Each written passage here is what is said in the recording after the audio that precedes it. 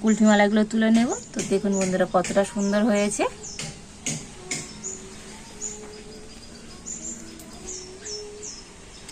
দেখুন প্রত্যেকটা আইসক্রিম কতটা সুন্দর হয়েছে।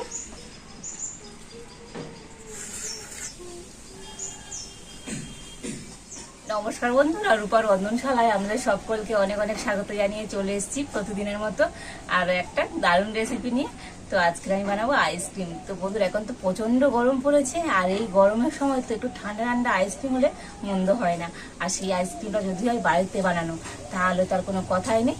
তো আজকে আমি বানাবো কুলফি মালাই।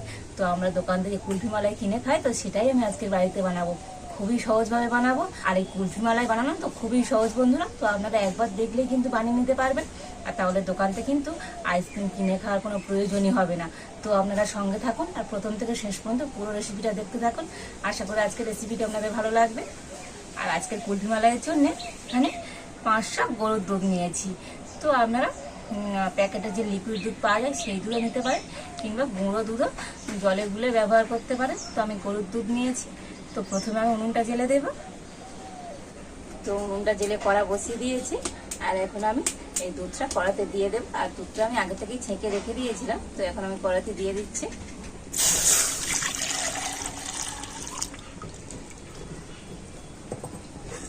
আর এবারে আমি একটু দুধটাকে ফুটিয়ে নেব। তো দুধটা কিন্তু খুব ভালো মতো ফুটে গিয়েছে। আর এখন আমি দুধের মধ্যে দিয়ে দেব মিচিরি। তো এখানে আমি মিষ্টির জন্য মিচিরি ব্যবহার করছি, তো আপনারা চিনিও দিতে পারেন।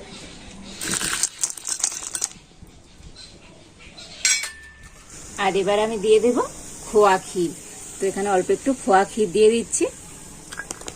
তো আপনারা খোয়া ক্ষীরের পরিবর্তে এখানে গুঁড়ো দুধ একটু ব্যবহার করতে পারেন।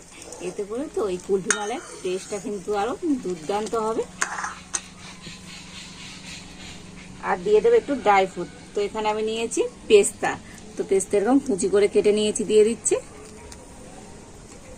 আর দিয়ে দেব আমন্ড বাদাম কোচানো। আর এখন আমি সমস্ত কিছু দিয়ে একটু দুধটা ফুটিয়ে আর ঘন করে নেব।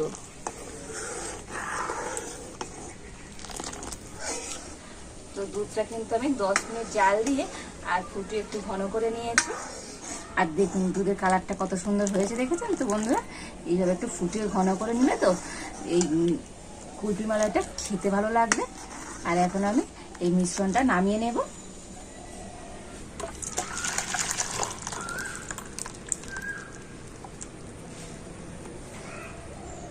আর এখন আমি এই দুধের মিশ্রণটা কিন্তু ঠান্ডা করে নেব। তো মিশ্রণটা কিন্তু ঠান্ডা হয়ে গিয়েছে। আর এবার এখানে আমি নিয়েছি কুলফি মল্ড।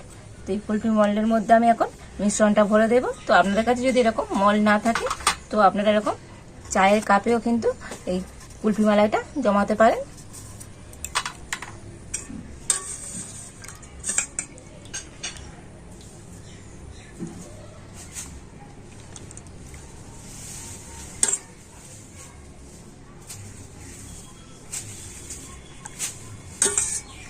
তো প্রত্যেকটা মল্ডে আমি মিশ্রণটা দিয়ে দিচ্ছি।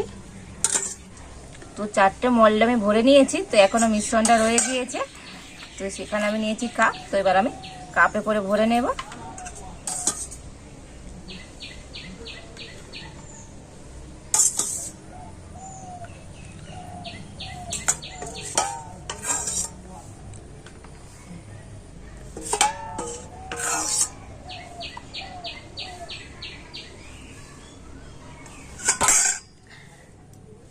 তো প্রত্যেকটাতে এরকম মিশ্রণটা ভরে নিয়েছি।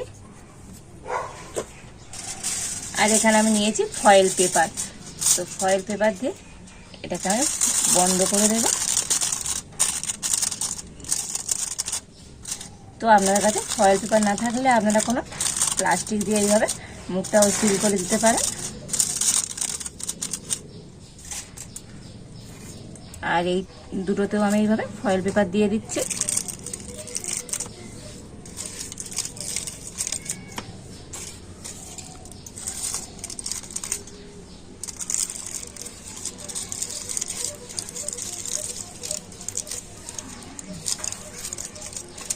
আর এবারে আমি একটা ছুরি দিয়ে এই মাঝখানগুলো একটু করে ফুটো করে দেব।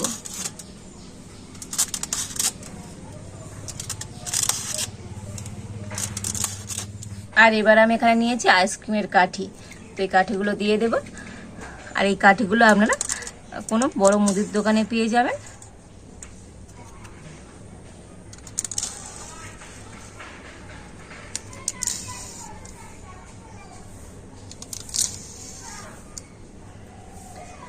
আর এখন আমি এগুলো ডিপ ফ্রিজে 10 থেকে 12 ঘন্টা রেখে দেবো। তো 12 ঘন্টা পর আমি দেখাবো কেমনই কুলফি মালাই হয়েছে।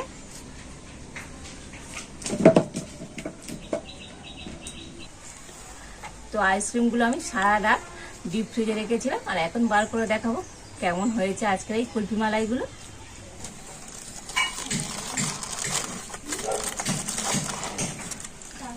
তো দেখুন বন্ধুরা, কুলফি মালাইগুলো একদম টাইট হয়ে কিন্তু বসে গিয়েছে।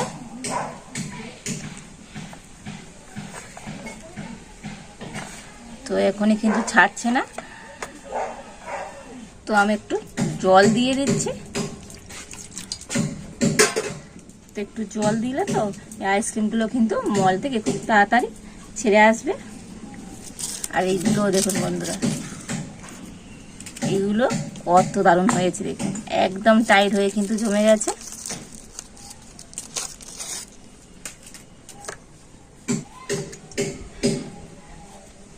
তো দেখুন বন্ধুরা, কতটা সুন্দর হয়েছে আজকের এই কুলফি মালাই, অসাধারণ সুন্দর হয়েছে।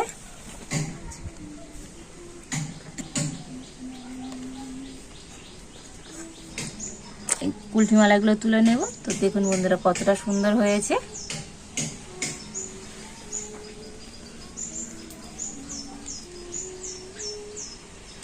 দেখুন প্রত্যেকটা আইসক্রিম কতটা সুন্দর হয়েছে।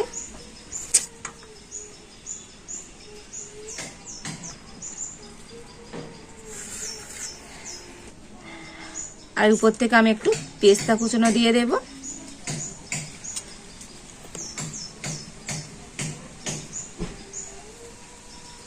দিয়ে দেব একটু আমন্ড কুচি।